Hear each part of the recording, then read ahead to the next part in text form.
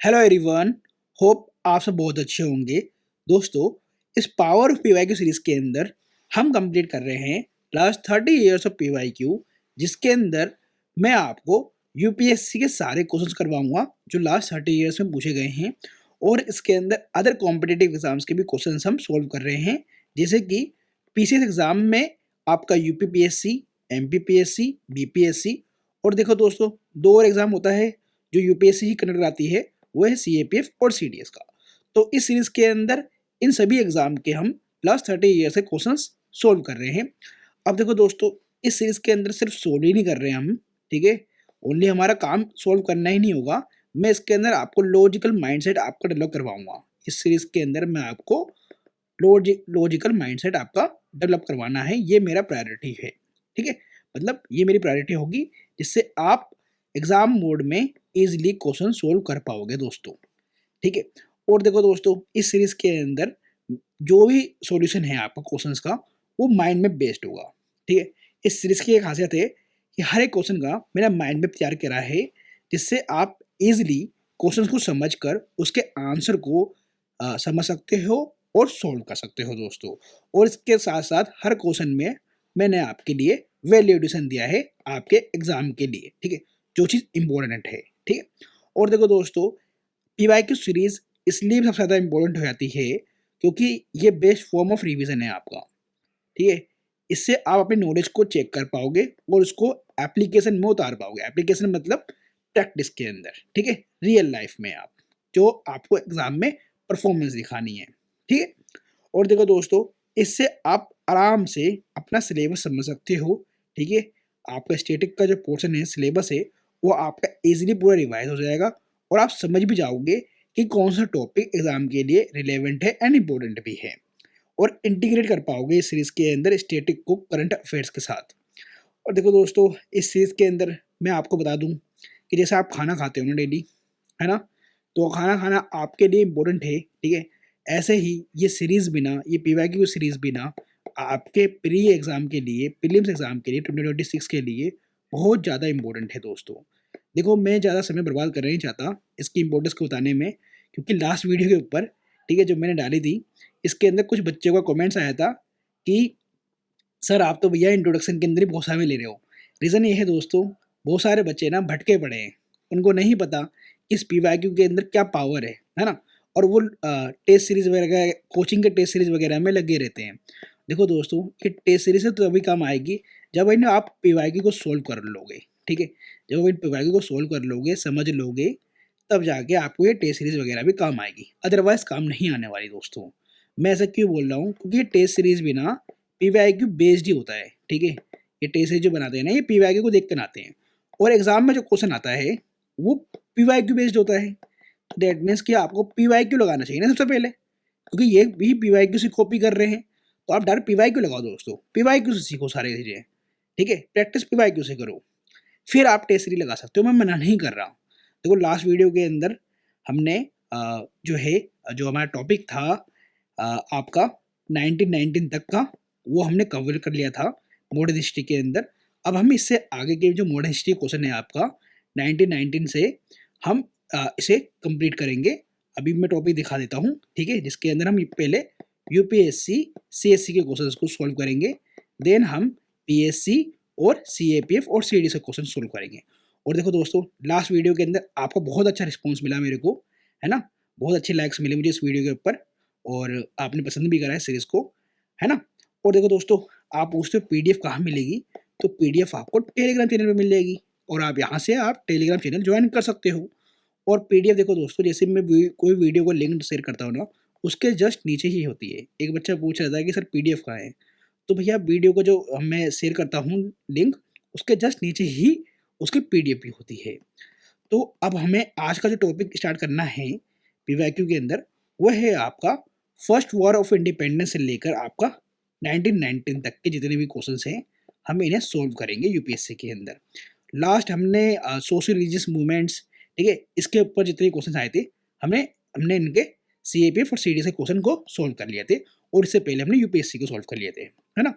तो इस वीडियो के अंदर हम सबसे पहले 1857 से लेके आपका 1919 तक जितने भी यूपीएससी ने क्वेश्चन पूछे हैं इन्हें हम सोल्व करने वाले हैं। ठीक है, चलो अब वीडियो को स्टार्ट करते हैं विदाउट एनी फर्दर डिले। हाँ, एक अनाउंसमेंट हो रहा है दोस्तों। देखो मैंने आपको ना पॉलिटी लक्ष्मीकांत, ठीक है, ट्रिक्स के साथ, दैट इज निमोनिक्स के साथ पूरी याद करवाई है। ठीक है, और इसकी फैन फॉलोइंग अलग है दोस्तों। ठीक है, तो ये वीडियो जरूर देख लेना। लक्ष्मीकांत की प्लेलिस्ट बनी पड़ी है, ठीक है, हर सीरीज की प्लेलिस्ट बनी पड़ी है। उस प्लेलिस्ट के अंदर जाओ और आप देखो जो भी, जैसे कि लक्ष्मीकांत पॉलिटी है ना, इसके अंदर आप मास्टरी कर लोगे इस सीरीज को देखने के बाद। ऐसे ही मॉडर्न हिस्ट्री की सीरीज की प्लेलिस्ट बनी पड़ी है, अगर उसे देख लोगे तो आप उसके अंदर भी मास्टरी कर लोगे, प्री और मेंस दोनों के लिए। ऐसे ही मैं अब ज्योग्राफी की सीरीज स्टार्ट करने वाला हूँ, जिसके अंदर सबसे पहला जो मेरा प्रायोरिटी होगा इसके अंदर वो है आपका कंसेप्चुअल क्लैरिटी करना, क्योंकि कंसेप्ट से क्वेश्चन पूछे जाते हैं प्रीलिम्स के अंदर। अगर आप ये कर लेते हो तो आपको ज्योग्राफी भी याद रहेगी और समझ में भी आ जाएगी दोस्तों। ठीक है, अब वीडियो को स्टार्ट करते हैं। क्वेश्चन नंबर 1 को देखते हैं। क्वेश्चन नंबर 1 में देखो क्या बोला गया है, consider the following freedom fighters. ठीक है, तो यहाँ पर बोला गया भैया फ्रीडम फाइटर्स को जरा आप देखो, हाँ, और इनमें से बताओ कि जो एक्टिवली एसोसिएटेड थे गदर पार्टी से। अब आपको पता होना चाहिए गदर पार्टी जो है इसका हेडक्वार्टर किधर था। ठीक है, क्योंकि देखो मैं पीवाई क्यों आपको इसी तरीके से लगवाता हूँ, मैं सिर्फ क्वेश्चन को सोल्व नहीं कराता, मैं बताता हूँ पहले कि पहले एक्टिव रिकॉल करो जो आपने गदर पार्टी के बारे में पढ़ा है ना, ठीक है, मॉडर्न हिस्ट्री के अंदर, उसे याद करो कि इनका हेडक्वार्टर किधर था, है ना। ये देखो प्री में क्वेश्चन इसके ऊपर भी आ रखा है कि गदर पार्टी का हेडक्वार्टर कहाँ पर था। ठीक है, अब इनके कौन से मेन फेमस लीडर्स थे। ठीक है, ये क्वेश्चन तो ये भी है, बट आपको और भी फेमस लीडर याद रखने हैं। अब देखो दोस्तों क्वेश्चन नंबर 1 के अंदर यहाँ पर ऑप्शन दे रखे हैं आपको, वीरेंद्र कुमार घोष, योगेश चंद्र चटर्जी और रास बिहारी बोस। अब मैं बोलूँगा दोस्तों आंसर तो इन तीनों में से या तो कोई दो होंगे या तो एक होगा, क्योंकि क्यों, ऑप्शन देखो यहाँ पर, ऑप्शन के अंदर कोई भी 1 2 3 वाला नहीं है। दैट मीन्स आपको इनमें से एक तो एलिमिनेशन मानना है। ठीक है, इस क्वेश्चन के अंदर एक एलिमिनेशन तो लगेगा। अब एक एलिमिनेशन देखो आपको ये पता होना चाहिए दोस्तों कि भैया वीरेंद्र कुमार घोष तो नहीं है। ठीक है, वीरेंद्र कुमार घोष तो नहीं है, तो आप 1 वाले को काटो ना तो आंसर आ जाएगा आपके पास 2 या तो 3। और आपको पता होना चाहिए दोस्तों रास बिहारी बोस, ठीक है, बहुत ज़्यादा मतलब रेडिकल थे और यही गदर पार्टी से जो है जुड़े हुए भी थे। और ये दोनों योगेश चंद्र चटर्जी और वीरेंद्र कुमार घोष किससे जुड़े हुए थे ये भी आपको पता होना चाहिए, और ये मैं आपको अभी माइंड मैप के थ्रू समझाता हूँ। देखो वीरेंद्र कुमार घोष जो है अनुशीलन समिति से जुड़े हुए थे और युगांतर रिवोल्यूशनरी ग्रुप से। ठीक है, ये अनुशीलन वाले और युगांतर वाले ये दोनों ही मिलकर काम करते थे। ठीक है, जितनी भी एक्टिविटीज़ है ये दोनों मिलकर काम करते थे। योगेश चंद्र चटर्जी फाउंडर थे हिंदुस्तान रिपब्लिक एसोसिएशन के, ठीक है, HRA के, ठीक है, जो बाद में HSRA बन जाता है, जिसमें भगत सिंह ज्वाइन करते हैं जब। ठीक है, आके गदर पार्टी गए। ठीक, रास बिहारी बोस ये थे, ठीक है, ये की गदर पार्टी लीडर थे और उन्होंने ही दिल्ली लाहौर कंस्पिरेसी केस के अंदर इनका नाम आया था। ठीक है, अगर आपने मॉडर्न हिस्ट्री में से पढ़ी है तो मैंने आपको बताया था कि भैया दिल्ली लाहौर कंस्पिरेसी केस चला था जिसके अंदर रास बिहारी बोस का नाम आया था। और अभी देखो दोस्तों मेरी एक वीडियो और आएगी मॉडर्न हिस्ट्री के अंदर, जिसके अंदर मैं आपको सारे रिवोल्यूशनरी एक्टिविटीज़ के बारे में पढ़ा दूंगा। ठीक है, और वैल्यू एडिशन के लिए देखो दोस्तों, मैंने कहा था ना आपको ये ध्यान रखना है कि गदर पार्टी कब फॉर्म हुई और कहाँ हुई थी। तो यूएसए के अंदर फॉर्म हुई थी बाय इंडियन एमिग्रेट्स, ऑब्जेक्टिव था overthrow British rule through armed revolution. ठीक है, अब देखो यूएसए के अंदर फॉर्म हुई, यूएसए के कौन से स्टेट में हुई थी ये भी आपको याद रखना है। अभी आगे आएगा, ठीक है, क्वेश्चन आगे आएगा, इसलिए मैं भी नहीं बता रहा, है ना, क्वेश्चन आगे आएगा वो भी। तो इसमें देखो सेकंड क्वेश्चन है, विच of the following is not a political method of the moderates in the national movement. कितना इजी क्वेश्चन है दोस्तों, 2021 में पूछा गया है, आप इसे आराम से कर सकते हो, क्योंकि क्यों, इसने बोला नॉट अ पॉलिटिकल मेथड है, कोई पॉलिटिकल मेथड नहीं होना चाहिए। ठीक है, इसका मॉडरेट्स का वो भी of the in the Indian national movement. तो एक बात बताओ, मॉडरेट्स तो वैसे भी 3P का यूज़ कर रहे थे ना, पेटिशन, प्रोटेस्ट, है ना, और प्रे का। सो तो उनके मेथड्स कैसे होंगे, पॉलिटिकल ए वाले होंगे, 3P वाले, लेकिन इसमें बोला पॉलिटिकल मेथड नहीं होना चाहिए। तो बी पे आओ, देखो कॉन्स्टिट्यूशनल एजिटेशन, अरे ये तो पॉलिटिकल मेथड है। स्लो ऑर्डरली पॉलिटिकल प्रोग्रेस, खुद नाम आ गया इसके अंदर पॉलिटिकल प्रोग्रेस, ये भी पॉलिटिकल मेथड है। मोबिलाइजेशन ऑफ पब्लिक ओपिनियन, और पब्लिक ओपिनियन को मोबिलाइज करना ये भी पॉलिटिकल है। लेकिन ये ओवरथ्रो ऑफ एलियन रूल, ठीक है, ये तो रेडिकलाइजेशन है, ये तो रिवोल्यूशनरी एक्टिविटीज में आता है। तो इसका आंसर क्या आएगा? ए, इजी है ना, बहुत इजी। अब इसके माइंड मैप पे नहीं जाऊंगा, बहुत इजी क्वेश्चन है, बाकी मैंने माइंड मैप दे रखा है इसके अंदर पीडीएफ के अंदर, है ना। अब थर्ड क्वेश्चन पे आओ, यहाँ पर लिखा है with reference to swadeshi movement. Option क्या है? It contributed to the revival of the indigenous artisan crafts, ठीक है, इसने बोला है ये कंट्रीब्यूट करता है revival of the indigenous artisan crafts and industries को। सेकेंड ऑप्शन है कि नेशनल काउंसिल ऑफ एजुकेशन जो है एस्टेब्लिश हुआ था as a part of the swadeshi movement. अब देखो दोस्तों, मैंने आपको मॉडर्न हिस्ट्री के अंदर पढ़ाया था, मैं नोट्स के अंदर भी दिखा दूंगा, ठीक है, कि जो मैंने नोट्स के अंदर आपको ये पढ़ा रखा है, ठीक है, नोट्स के अंदर छोड़ो, मैंने मॉडर्न हिस्ट्री के अंदर पूरी स्टोरी से आपको पढ़ा रखी है टाइमलाइन के साथ साथ, कि भैया स्वदेशी मूवमेंट नाम से पता चल रहा है आपको, स्वदेशी को अपनाना, ठीक है, और विदेशी को बाइकआउट करना, स्वदेशी मूवमेंट के अंदर यही था।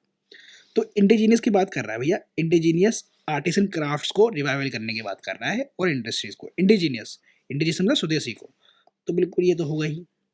अब बात कर रहा है कि भैया नेशनल काउंसिल ऑफ एजुकेशन को स्टेब्लिश किया था as a part of movement. इसका रीजन देखो दोस्तों ये था कि आपको पता है कि इस टाइम कर्जन जो है वायसराय है इंडिया का, और कर्जन की पॉलिसी ये थी पार्टीशन करना बंगाल का, और उसकी एक पॉलिसी और ये थी कि भैया इसको ये पता चल गया था कि जो कॉलेजेस हैं, यूनिवर्सिटीज़ हैं, ये हब बनती जा रही हैं रिवोल्यूशनरी एक्टिविटीज़ का।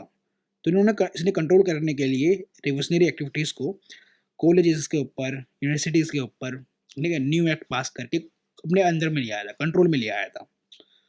तो इसके जो प्रोटेस्ट के अंदर, या फिर बोल सकते हो इसको काउंटर करने के लिए इंडियंस ने नेशनल काउंसिल ऑफ एजुकेशन को स्टेब्लिश किया था as a part of the swadeshi movement, ठीक है। तो मैं पीवाईक्यू के साथ साथ आपको पूरा रिवाइज भी करा रहा हूँ एक्टिव रिकॉल मेथड से दोस्तों, ठीक है। तो ये देख लो ये सीरीज कितनी इंपॉर्टेंट है आपके एग्जाम के लिए। था अब थर्ड हो गया हमारा, फोर्थ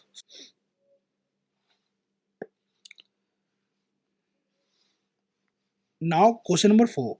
अब देखो दोस्तों, क्वेश्चन नंबर 4 जो है ना, मैच द फॉलोइंग वाले हैं, बट इसके अंदर आपको क्या सीखना है?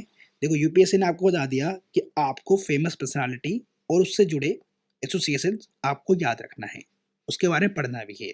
जैसे कि यहाँ पर ब्रिटिश इंडियन एसोसिएशन के बारे में पूछा गया, यहाँ पर मद्रास महाजन सभा के बारे में पूछा गया, और देखो इस वाले में founder of the Indian association पूछा गया। अब देखो दोस्तों, यूपीएससी ज़्यादा डिटेल में भी नहीं जा रहा, ये भी ध्यान रखना है। जैसे कि यहाँ पर भी फाउंडर ही पूछा गया है, और इस वाले में भी फाउंडर पूछा गया है, और यहाँ पर फर्स्ट प्रेसिडेंट पूछ लिया गया है। तो फेमस पर्सनालिटी के बारे में पूछ रहे हैं आपसे, ठीक है, इन डेप्थ में नहीं पूछ रहे। ये मैं बात में आपको बता दूं, तो आपको देखो ये ध्यान रखना है दोस्तों कि राधा कांत देव जो है किससे जुड़े हुए थे, क्योंकि आपको पता है कि राधा कांत देव जो है एक एसोसिएशन और है फेमस, उससे भी जुड़े हुए थे। तो ये भी ध्यान रखना है आपको, मैंने आपको लास्ट वीडियो के अंदर जब सोशल रिलीजियस वाले क्वेश्चन करवा रहा था मैं, उसके अंदर पढ़ाया भी था। अब देखो दोस्तों, इस क्वेश्चन को सॉल्व करते हैं। यहाँ बोल रहा है कि राधा कांत देव जो है फर्स्ट प्रेसिडेंट थे ब्रिटिश इंडियन एसोसिएशन के। सेकंड में बोला है कि जो गजलू साहब थे ये फाउंडर थे किसके? मद्रास महाजन सभा के। और थर्ड में बोला है सुरेंद्र नाथ बनर्जी फाउंडर थे इंडियन एसोसिएशन के। अब देखो दोस्तों, ये जो एसोसिएशन है जो प्री आईएनसी वाले हैं, ठीक है, जो इंडियन नेशनल कांग्रेस से पहले बने हैं, ये एग्जाम के लिए आपके लिए वैसे भी इम्पोर्टेंट हो जाता है ना। तो ये आपको पता होना चाहिए, और उसके फाउंडर के बारे में पता होना चाहिए। और देखो सुरेंद्र नाथ बनर्जी तो फेमस और भी हैं, क्यों हैं बताओ? ये आईसीएस ऑफिसर रह चुके हैं ना, इसलिए फेमस है। अब वो ऑप्शन देखो इसके, तो ऑप्शन में देखो 1 2 3 दोनों मिल जाएंगे, मतलब 1 2 3 वाले भी मिल जाएगा, 2 3 वाले भी, 1 3 वाला भी और 1 वाले भी। या तो आपको इनमें से पता होना चाहिए कि गलत कौन सा है, तो आप 50-50 या फिर आंसर है पहुंच जाओगे। अगर नहीं पता तो दोस्तों इस क्वेश्चन को सोल्व करना थोड़ा टिपिकल हो जाता है ना। बट इसके माइंड मैप पे आते हैं और देखते हैं कि भैया कौन किससे जुड़ा हुआ था। तो आपको पता है कि भैया राधा कांत देव जो थे ये फर्स्ट प्रेसिडेंट थे ब्रिटिश इंडियन एसोसिएशन के, जो 1851 में बना था, ठीक है। तो इसको अभी याद कर लो, ब्रिटिश इंडियन एसोसिएशन से राधा कांत देव जो जुड़े थे, ये फर्स्ट प्रेसिडेंट भी थे, और ये 1851 में बना था। वैल्यू एडिशन के लिए ध्यान रखना कि जो ब्रिटिश इंडियन एसोसिएशन है ये फर्स्ट पॉलिटिकल ऑर्गेनाइजेशन है इन इंडिया, ये ध्यान रखना, फर्स्ट पॉलिटिकल ऑर्गेनाइजेशन थी इंडिया के अंदर, ठीक है, ये ध्यान रखना है आपको। और ये पीकर था आईएनसी का, ठीक है, क्योंकि यहाँ से तो आपको पता है 80-85 में बना है, ठीक है। और यहाँ पर तो फर्स्ट की बात करी जा रही है कि भैया फर्स्ट कौन सा था, है ना। तो ये ध्यान रखना। सेकेंड बोला था जो गजलू चिट्ठी थे कि वो मद्रास महाजन सभा से जुड़े हुए थे क्या? नहीं नहीं, ये मद्रास नेटिव एसोसिएशन से जुड़े हुए थे, ध्यान रखना, मद्रास नेटिव एसोसिएशन से। और सुरेंद्र नाथ बनर्जी इंडियन एसोसिएशन से जुड़े हुए थे, यस। सुरेंद्र नाथ बनर्जी ने फाउंड किया था इंडियन एसोसिएशन को 1876 के अंदर, ये ध्यान रखना दोस्तों। अब आते हैं हम नेक्स्ट क्वेश्चन के ऊपर, वो है आपका क्वेश्चन नंबर 5, ठीक है। तो इसका आंसर आ गया कि भैया सेकंड गलत है, तो सेकंड कट मारा आपने, सेकंड कट मारा और आप आंसर पे आ गए 1 और 3 पे। 5 में देखो क्वेश्चन नंबर 5, अब देखो यहाँ पर पूछा गया है मेन रीजन, कि मेन रीजन क्या था split in the Indian National Congress at Surat in 1907। तो देखो दोस्तों, ये तो हर कोई पढ़ता है कि भैया सूरत स्प्लिट हुआ था 1907 के अंदर। तो सूरत स्प्लिट के अंदर आपको ये भी पता होना चाहिए दोस्तों कि भैया किन के बीच में हुआ था, आईएनसी के किन के लीडर्स के बीच में हुआ था, दैट इज मॉडरेट्स और एक्सट्रीमिस्ट के बीच में हुआ था। और आपको ये भी पता होना चाहिए कि एक्सट्रीमिस्ट लीडर्स कौन थे, लाल बाल पाल, और मॉडरेट्स लीडर्स कौन थे, ये भी पता होना चाहिए। अब इनके पीछे जो रीज़न था सूरत स्प्लिट का, आपको ये भी बताना चाहिए, उसका रीज़न था स्वदेशी मूवमेंट, ठीक है। एक्सट्रीमिस्ट वाले लीडर्स जो थे, ठीक है, बाल गंगाधर तिलक बोल रहे थे कि स्वदेशी मूवमेंट को भैया बंगाल से बाहर निकाल के और भी जो राज्य है उनके अंदर ले जाया जाए, ठीक है, बंगाल से बाहर इसको फैलाया जाए, स्प्रेड करा जाए स्वदेशी मूवमेंट को, और बाइकआउट बढ़ाया जाए ब्रिटिश गुड्स का और सर्विसेज का।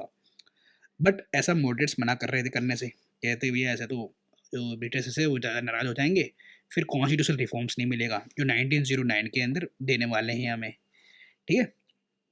लेकिन देखो, इसमें मॉडरेट्स गलत थे और एक्सट्रीमिस्ट बिल्कुल सही थे, ठीक है। तो आपको पता है कि हिस्ट्री के अंदर होता क्या है, फिर मैंने आपको पढ़ा रखा है। तो ऑप्शन देखो, यहाँ बोला है फर्स्ट वाले में introduction of the communalism into Indian politics by Lord Minto, अरे हटाओ। बी वाला देखो, एक्सट्रीमिस्ट का जो था लेक ऑफ फेथ था in the capacity of the moderates to negotiate with the British government. देखो बात बिल्कुल वही है कि भैया एक्सट्रीमिस्ट वाले बिलीव नहीं कर रहे थे कि तुम्हारा जो मेथड है मॉडरेट्स, ठीक है, जो हमारा नेगोशिएशन वाला मेथड है ब्रिटिश के साथ, है ना, इससे हमें कुछ मिलने वाला है, सेल्फ गवर्नमेंट मिलने वाला है या फिर डोमिनेट गवर्नमेंट मिलने वाली है, ऐसा कुछ नहीं होने वाला, ठीक है। तो यही एक रीज़न था, तो बी इसका आंसर हो गया। अब ये बोल रहा है कि foundation of the Muslim league, foundation of the Muslim league होने से आईएनसी के अंदर कैसे बंटवारा हो जाएगा भाई, है ना। दी है कि औरोबिंदो घोष की इनएबिलिटी थी to be elected as the president of the Indian National Congress. देखो दोस्तों, यहाँ औरोबिंदो घोष नहीं आएगा, यहाँ पर बाल गंगाधर तिलक आएंगे, ठीक है, क्योंकि बाल गंगाधर तिलक जी का नाम आ रहा था कि उन्हें बनाया जाएगा, एक्सट्रीमिस्ट लीडर को फर्स्ट टाइम बनाया जाएगा क्या, आईएनसी का प्रेसिडेंट। लेकिन ये बनते नहीं है, रीज़न मैं आपको बता चुका हूँ, मॉडर्न हिस्ट्री में पढ़ा चुका हूँ, वीडियो नहीं देखी तो जाके देखा करो, है ना। चलो क्वेश्चन नंबर 6, यहाँ पर देखो क्वेश्चन नंबर 6 में बोला है swadeshi and boycott were adopted as a methods of struggle for the first time. इतना इजी क्वेश्चन है ना, सबको पता है कि भैया फर्स्ट टाइम जो है स्वदेशी मूवमेंट में करा गया था, और स्वदेशी मूवमेंट किसके खिलाफ चला था, तो agitation against the partition of Bengal जो 1905 में हुआ था कर्जन के द्वारा, है ना। चलो जी आगे बढ़ते हैं। क्वेश्चन नंबर 7, यहाँ बोला गया who of the following was a economic critic या critics of the colonialism in India, ठीक है। तो colonialism in India के टाइम पे कौन था जो इकोनॉमिक से, इकोनॉमिक पर्सपेक्टिव लेकर क्रिटिसाइज कर रहा था, किसको, अंग्रेजों को, ठीक है, कॉलोनियल गवर्नमेंट को। तो आपको देखो दोस्तों, ऑप्शन में देखो क्या मिल रहा है, दादा भाई नौरोजी, जी सुब्रमण्यम अय्यर, आर सी दत्त। अब देखो क्वेश्चन में क्या बोला गया है कि भैया इनमें से कौन कौन थे जिन्होंने इकोनॉमिक क्रिटिक करा है या क्रिटिक्स करा है। तो यहाँ पर देखो दोस्तों, मैं आपको थोड़ा बता दूं, लॉजिकल माइंडसेट डेवलप करवा दूं आपका। यहाँ पर देखो, अगर आप चाहते हो कि हाँ भाई दादा भाई नौरोजी ने तो करा होगा, चलो इकोनॉमिक क्रिटिक करा होगा, क्या आप ये मना कर सकते हो कि जी सुब्रमण्यम अय्यर ने नहीं करा होगा, है ना, या आप मना कर सकते हो क्या, इतनी फेमस पर्सनैलिटी। आप ये मना कर सकते हो कि आर सी दत्त ने इकोनॉमिक क्रिटिक्स नहीं करा होगा, करा तो होगा ही, थोड़ा बहुत करा हो चाहे, ठीक है। अब इसकी क्वांटिटी या लेवल कितना था हमें इससे मतलब नहीं है, इसमें पूछा गया करा था या नहीं करा था, बस ये बात है। तो भाई मैं तो तीनों पे जाऊंगा, तो तीनों ने कुछ ना कुछ तो करा ही होगा इकोनॉमिक रेटिंग, तो इसका आंसर आना चाहिए डी, ठीक है, 1 2 3। अब इसके जाते हैं mind map. Question number 7, mind map आ जाओ। तो दादा भाई नौरोजी जी ने ड्रेन थ्योरी के बारे में बताया था, है ना, और जो पॉवर्टी थी इंडिया के अंदर, उसका रीज़न ही बताया था कि इंडिया के अंदर पॉवर्टी क्यों है। तो वो ड्रेन थ्योरी दी थी उन्होंने, और अपनी बुक के अंदर लिखा था इन्होंने, अनब्रिटिश रूल इन इंडिया के अंदर। वैल्यू एडिशन के लिए देखो दोस्तों, दादा भाई नौरोजी की थी देन थ्योरी, उसमें उन्होंने बोला था कि 200 से लेकर 300 बिलियन पाउंड्स जो है ड्रेन होता है annually from India to Britain. ये मैं आपको पढ़ा चुका हूँ। जी सुब्रमण्यम अय्यर, जीएस, इन्होंने भी एक्सपोज किया था economic exploitation through the Hindu newspaper, ध्यान रखना, द हिंदू न्यूज़पेपर इन्होंने ही फाउंड किया था, जी सुब्रमण्यम अय्यर ने, जो आप पढ़ते हो ना, स्वदेश मित्रन भी न्यूज़पेपर था इनका, उसके अंदर इन्होंने इकोनॉमिक क्रिटिक्स किया था अंग्रेजों का, ठीक है। आरसी दत्त ने किया था, yes, economic history of India इनकी बुक थी, जिसके अंदर उन्होंने डिटेल कॉलोनियल एक्सप्लोइटेशन के बारे में जानकारी दी थी इंडियंस को, ठीक है, अवेयरनेस फैलाई थी। Question number 8, which of the following movements has contributed to a split in the Indian National Congress. देखो आ गया ना वापस क्वेश्चन, आ गया नहीं आ गया, एक्सट्रीमिस्ट एंड मोटर्स के बीच में 2015 में क्वेश्चन आया था, और ये फिर रिपीट हुआ कब, आपका 2016 में, अगले साल ही रिपीट हो गया, अरे वाह, है ना। तो देखो पावर पीआई को दिखने को मिल रही है ना, है पीआई को फायदा दिखाई देने को मिल रहा है ना। तो एक बात बताओ, क्वेश्चन में क्या पूछा गया है कि भैया कौन सा मूवमेंट चल रहा था, ठीक है, जिसकी वजह से स्प्लिट हुआ था इंडियन नेशनल कांग्रेस में, सबको पता है स्वदेशी मूवमेंट चल रहा था ना, यस और no. Quit India movement 1942, non cooperation movement या 1990 बोल सकते हो या 1920 बोल सकते हो, सिविल डिसोसिएशन मूवमेंट 19, जब तुम्हारा साइमन कमीशन आ गया था 27 में, फिर उसके एक साल बाद 28 में, या 29 भी बोल सकते हो आप इसे, ठीक है। चलो स्टार्ट हो गया था। अब क्वेश्चन नंबर 9, इसे पूछा गया है या बोला गया है कि इसमें से कौन सा करेक्ट है। तो इसमें बोला कि फर्स्ट वुमेन प्रेसिडेंट की बात हो रही है। अभी भी ध्यान रखना है, इंडियन यूरोपियन कौन वुमेन प्रेसिडेंट थी फर्स्ट, है ना। तो इंडियन नेशनल कांग्रेस की थी सरोजिनी नायडू, इसने ये बोल दिया फर्स्ट वुमेन। तो आपको सबको पता है कि एनी बेसेंट का था भैया, बहुत अच्छा कॉन्ट्रीब्यूशन था, ठीक है, उन्होंने आइन से ज्वाइन की थी, है ना। होम रूल लीग मूवमेंट याद रखो, है ना। तो एनी बेसेंट के बारे में आपको याद आ गया होगा चीज़ें, तो एनी बेसेंट इसका आंसर होगा कि फर्स्ट वुमेन प्रेसिडेंट तो एनी बेसेंट थी, ना कि सरोजिनी नायडू। ये इंडियन थी, ये इंडियन फर्स्ट प्रेसिडेंट थे आईएनसी की, ध्यान रखना। अब यहाँ बोला है फर्स्ट मुस्लिम प्रेसिडेंट, ध्यान रखना, यहाँ पर बोल दिया है, यहाँ पर एक बार मुस्लिम बोल दिया है, of the Indian National Congress was Badruddin Tyabji, और ये बिल्कुल सही बात है, बदरुद्दीन तैयब जी थे, ये मॉडरेट लीडर भी थे ना, मॉडरेट्स में आते थे ये आईएनसी के अंदर। तो इसका आंसर आएगा बी, है ना। चलो question number 10, partition of Bengal made by Lord Curzon 1905 कब तक रहता है, लास्ट अंटिल, कब तक रहता है। मैंने आपको पढ़ा चुका हूँ, किंग जॉर्ज फिफ्थ जो है एब्रोगेट कर देता है कर्जन के एक्ट को एट रॉयल दरबार इन दिल्ली 1911 के अंदर। आपको पता है 1911 में दिल्ली दरबार लगता है, यहाँ पर दिल्ली को कैपिटल भी बना दिया जाता है कलकत्ता से, और यहाँ पर ही जो बंगाल का जो पार्टीशन हुआ था 1905 में, उसको एब्रोगेट कर दिया जाता है ना दोस्तों। अब इसके ऑप्शन को भी ध्यान रखो, यहाँ पर बोला गांधी जी ने सिविल डिसोसिएशन मूवमेंट लॉन्च कर दिया था, अरे भैया सिविल डिसोसिएशन मूवमेंट लॉन्च किया था 1929 में। पार्टीशन ऑफ इंडिया ने तो भैया देखो ये वाला देखो क्वेश्चन ऑप्शन कितना खतरनाक डाला है, तो इसको तो वैसे ही बच्चे गलत मार देंगे। और फर्स्ट वाले में देखो क्या बोला है, first world war when Indian troops were needed bye the British and the partition was ended. अरे भाई फर्स्ट वर्ल्ड वॉर बोल दिया, है ना भैया, फर्स्ट वर्ल्ड वॉर के अंदर इंडियन ट्रूप्स की जरूरत पड़ी तो उन्होंने बंगाल का पार्टिसिपेशन वापस कर लिया, ऐसा कुछ नहीं था। तो आप आराम से इस बी पे आ सकते थे, है ना, एलिमिनेशन के थ्रू भी। अब देखो गदर के ऊपर दोबारा क्वेश्चन आ गया, क्वेश्चन नंबर 1 भी गदर पार्टी के ऊपर था और 11 भी गदर पार्टी के ऊपर है, जो 2014 में आया क्वेश्चन। आगे पूछा कि द गदर कौन थे, ये वाज तो आपको पता है रिवोल्यूशनरी एसोसिएशन थे, है ना। अब मैं आपको बता रहा था कि भैया हेडक्वार्टर कहाँ था, तो उसका सैन फ्रांसिस्को में ही था, ठीक है। चलो यूएसए के अंदर था, तो यूएसए के अंदर कहाँ पर, सैन फ्रांसिस्को में था, है ना। अब यहाँ पे देखो बी ऑप्शन में बोला कि ये नेशनलिस्ट ऑर्गेनाइजेशन था जो ऑपरेट कर रहा था सिंगापुर से, अच्छा भी। ये मिलिटेंट ऑर्गेनाइजेशन था जिसका हेडक्वार्टर था बर्लिन के अंदर, अच्छा जी। ये कम्युनिस्ट मूवमेंट को लीड कर रहा था फॉर इंडियाज फ्रीडम को विद हेडक्वार्टर है ताशकंद, अच्छा जी। अब इसके बारे में आपने कुछ पढ़ा हो तो मुझे बता दो, है ना। चलो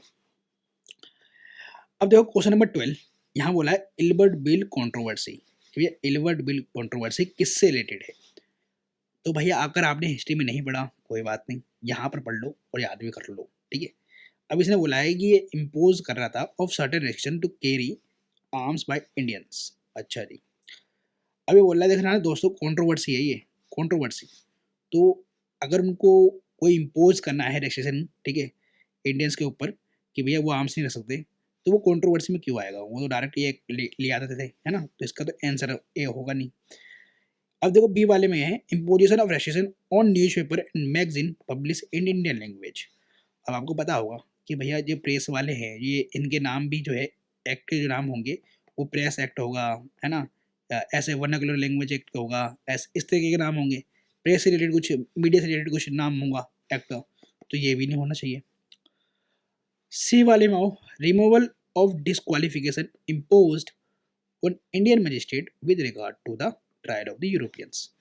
डी वाले में आओ, removal of a duty on imported cotton cloth.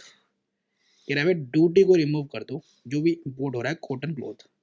एक बात बताओ, कभी अंग्रेज ड्यूटी को रिमूव करेंगे, वो भी इम्पोर्टेड वाले पे? हैं, बताओ। चलो वो भी कॉटन, कॉटन ने बताओ, कॉटन तो इंडिया में ही उगता है, बंगाल में उगता था, ठीक है, तो कब से इम्पोर्ट होने लगा? इसे भी कट मारो, तो आंसर आएगा सी।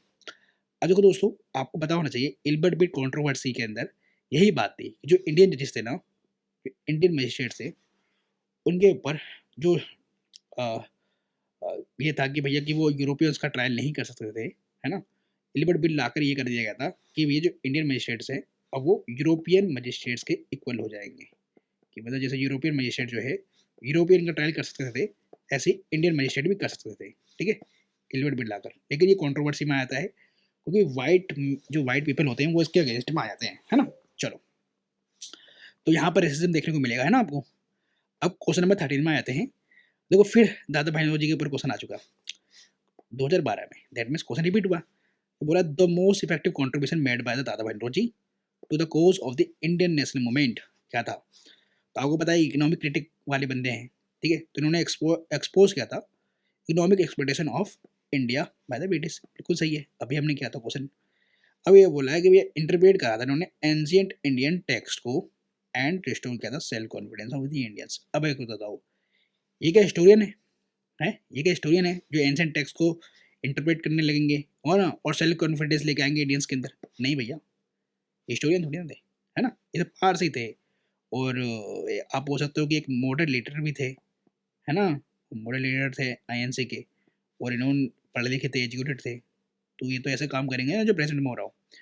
थर्ड वाला बोला है कि stress the need for the eradication of the all the social levels. अब ध्यान रखना, एग्जामिनर को वाला स्टेटमेंट बिल्कुल गलत गलत करना था, इसलिए उसने यहाँ पर लिख दिया ऑल एक्सट्रीम स्टेटमेंट।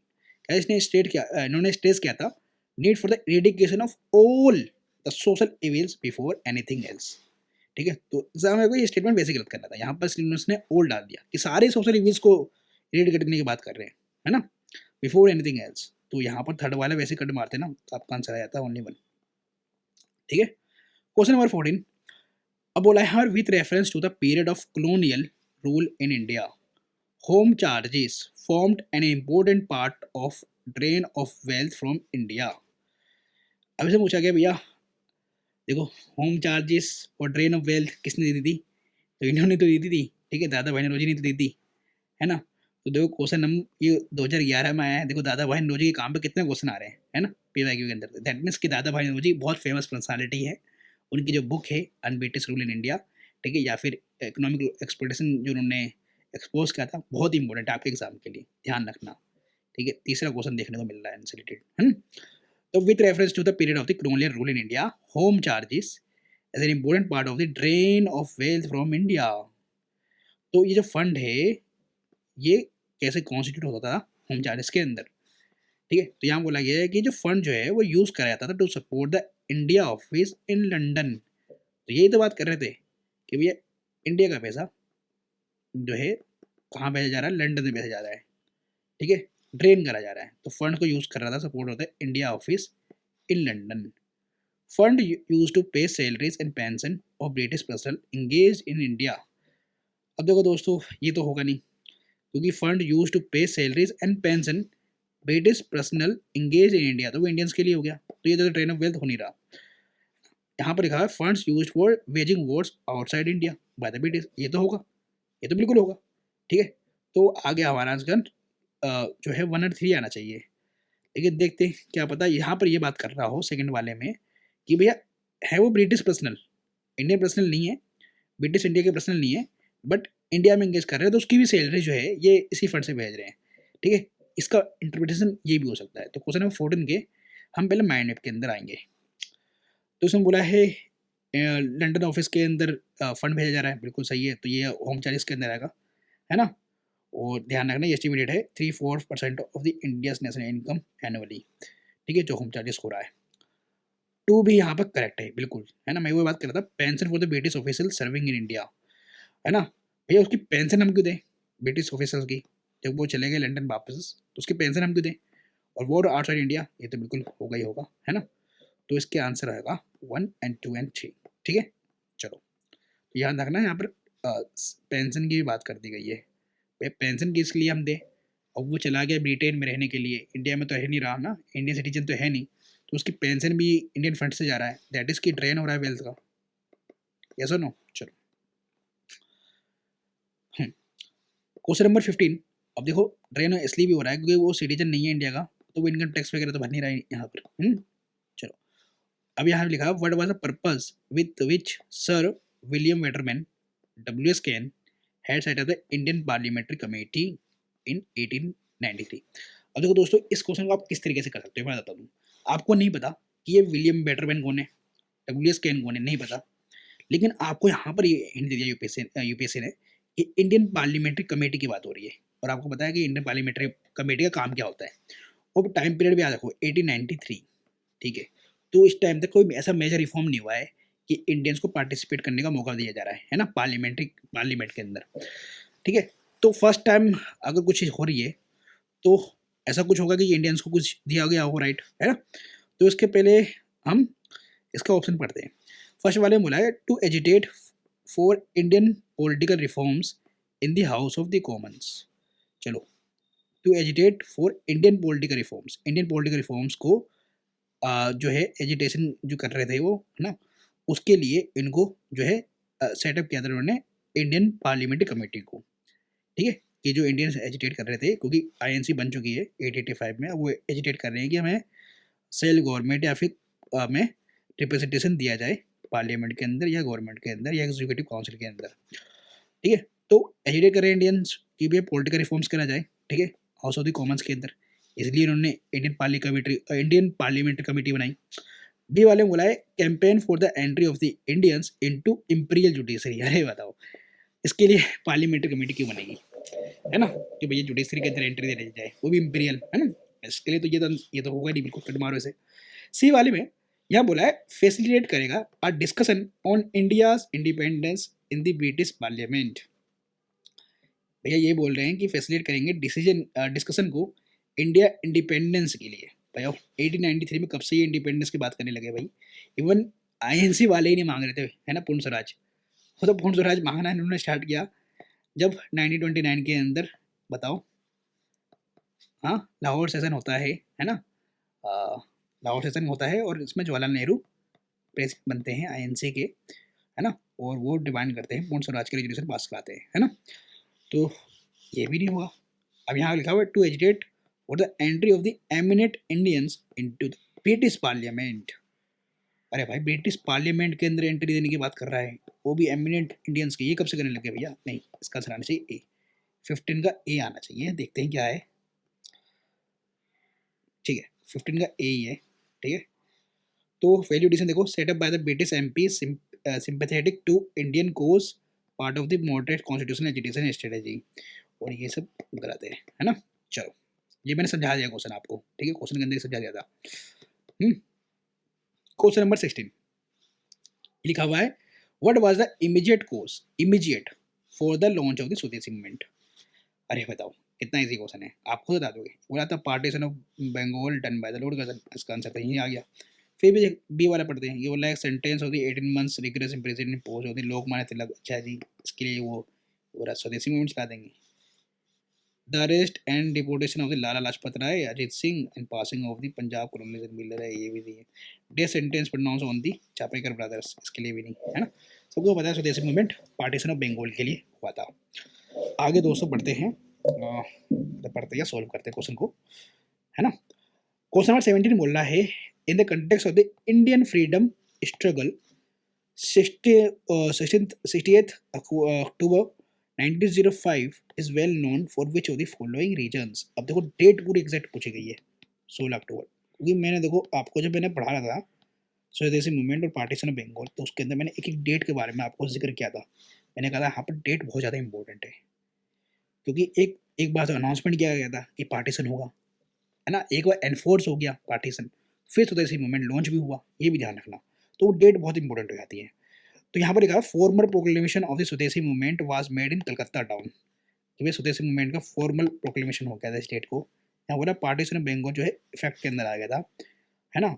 अब देखो ये वाले तो बिल्कुल नहीं होगा कि भाई दादा भाई नौरोजी ने डिक्लेयर कर दिया था गोल इंडियन कांग्रेस वाज स्वराज, है ना, ये नहीं होगा। तो लोकमान्य तिलक ने स्टार्ट कर दिया था मूवमेंट इन पूना, पूना के अंदर, अरे भाई बाहर निकलने नहीं दिया था उन्होंने बंगाल से, उससे पहले सूर्य स्प्लिट हो गया 1907 में।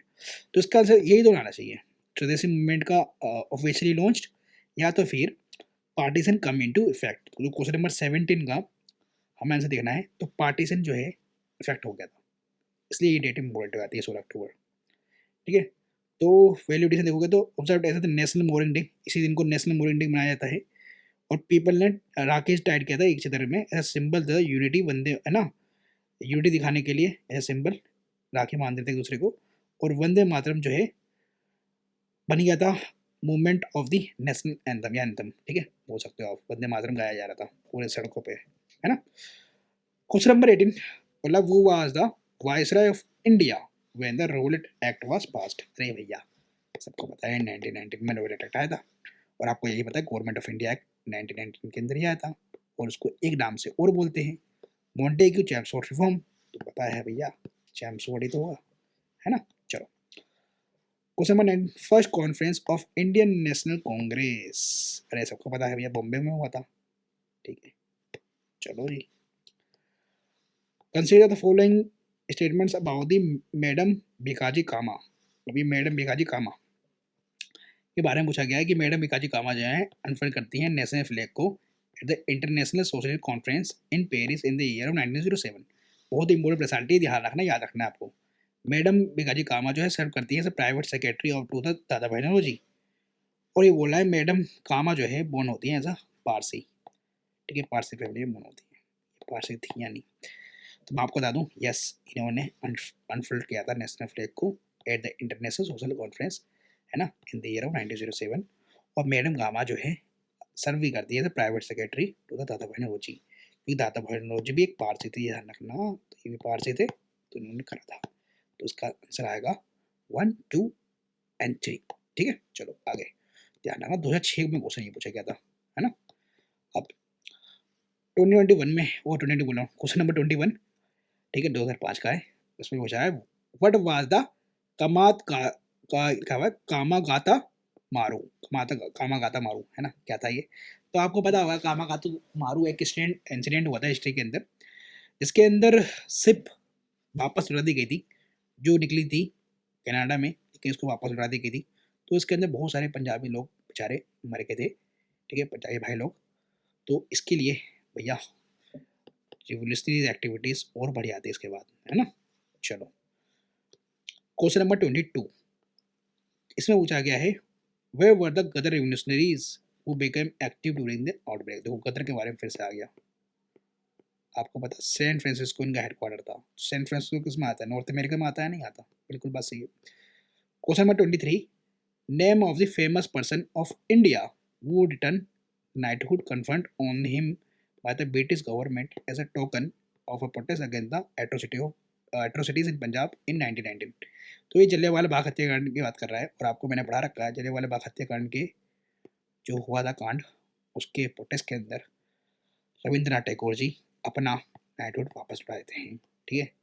Question number 24, with reference to the period of the extremist nationalist movement in India with its spirit of Swadeshi which one of the following not correct. ठीक है, तो यहाँ बात करा जा रहा है एक्सट्रीमिस्ट पीरियड का। ठीक है, एक्सट्रीमिस्ट लीडर यहाँ पर लीड कर रहे हैं आईएनसी को। ठीक है, तो उसने पूछा कि स्पिरिट ऑफ द स्वदेशी में कौन सा इनमें यहाँ पर गलत है।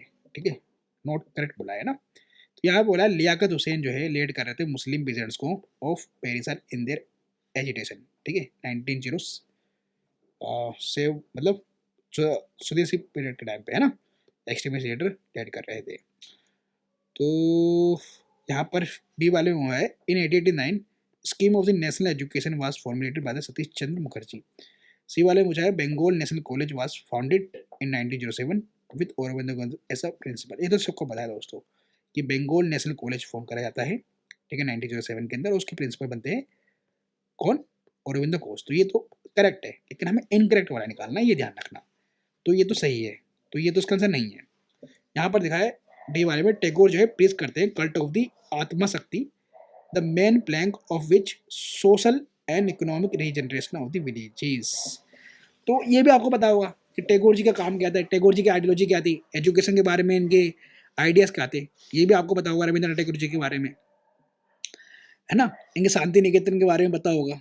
तो शांति निकेतन जैसा मॉडल ही बता रहा है ये, इकोनॉमिक रीजनरेशन करना, है ना, आत्मशक्ति के बारे में बात करना। तो ये भी सही लग रहा है मेरे को। तो मैं आ गया ए और बी कि इनमें से दोनों में से कोई एक गलत है ना। तो इसमें बोला 1889 के अंदर जो स्कीम थी नेशनल एजुकेशन की, वो फॉर्मुलेट किया था बाय सतीश चंद्र मुखर्जी ने। अब या तो आपको पता होना चाहिए इसका आंसर कि हाँ भाई कौन सा सही है और है ना कौन सा गलत है, तभी कर पाओगे, अदरवाइज नहीं कर पाओगे, है ना। तो क्वेश्चन नंबर 24 है, 24 ये 24 का माइंड में गिरा तो इनकरेक्ट पूछा है ना, स्वदेश मूवमेंट के स्टेटमेंट में। तो यहाँ वो देखो लियाकत हुसैन लीडरशिप, तो ये तो करेक्ट आंसर है, दैट मीन्स ये इनकरेक्ट है। ठीक है, तो उसने बोला है कि लियाकत हुसैन जो है नॉट एसोसिएटेड है विद बेरिसल पीछे एसोसिएशन के।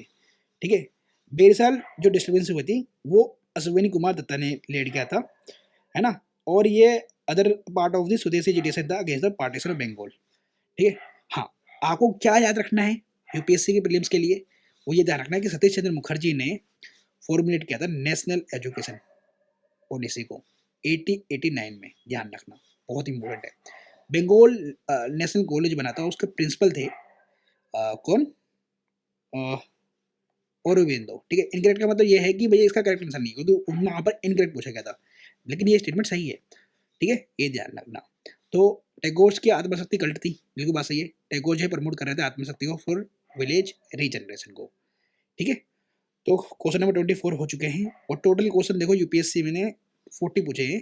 ठीक है, इन टॉपिक से फिर आगे इसके पीसेस का क्वेश्चन है। तो अभी देखते हैं कि हम इसी वीडियो के अंदर से खत्म करते हैं या फिर नेक्स्ट वीडियो के अंदर खत्म करते हैं। कितनी लॉन्ग वीडियो हो गई है जरा ये देख लेते हैं। दोस्तों वीडियो ज़्यादा लॉन्ग ना हो जाए इसलिए हम क्वेश्चन नंबर 24 तक इसे कंप्लीट रखते हैं, और नेक्स्ट वीडियो के अंदर, ठीक है, जो आपको नेक्स्ट डे ही मिल जाएगी वीडियो, क्वेश्चन नंबर 25 से आगे फर्दर स्टार्ट करेंगे, कंप्लीट करेंगे इसको, है ना। 40 तक यूपीएससी के सारे क्वेश्चन कंप्लीट हो जाएंगे हमारे इस टॉपिक से, और इसके आगे पीएससी के क्वेश्चन बचेंगे हमारे, ठीक है, पीएससी के और सीएपीएफ और सीडीएस के क्वेश्चन। ठीक है, तो सीएपीएफ सीडीएस के क्वेश्चन तो मैं ही सोल्व करवाऊंगा आपको, डोंट वरी। ठीक है, सीएपीएफ सीडीएस का क्वेश्चन मैं ही सोल्व करवाऊंगा। तो नेक्स्ट वीडियो के अंदर मिलते हैं दोस्तों, आज के लिए इतना ही। और आप प्लीज़ कमेंट बॉक्स के अंदर इतना ये बता दो बस कि आपको इस सीरीज़ में कितना मज़ा आ रहा है। ठीक है, इस सीरीज़ में कितना मज़ा आ रहा है, कॉन्फिडेंस आपका बिल्ड हो रहा है नहीं हो रहा, बस आप मुझे इतना बता दो दोस्तों कि आपके लिए यूज़फुल है या नहीं। ठीक है, और कुछ आपको चाहिए कोई भी सपोर्ट, ठीक है, गाइडेंस, तो आप मेरे से कॉन्टेक्ट कर सकते हो, बेझिझक आप मेरे से पूछ सकते हो, मैं बिल्कुल रिप्लाई करूँगा। ठीक है, आपको ऐसा भाई बहन समझकर और या फिर अपना स्टूडेंट समझकर बिल्कुल आपको गाइड करने के लिए मैं हमेशा तैयार हूँ। तो नेक्स्ट वीडियो के अंदर मिलते हैं, आज के लिए इतना ही, बाय।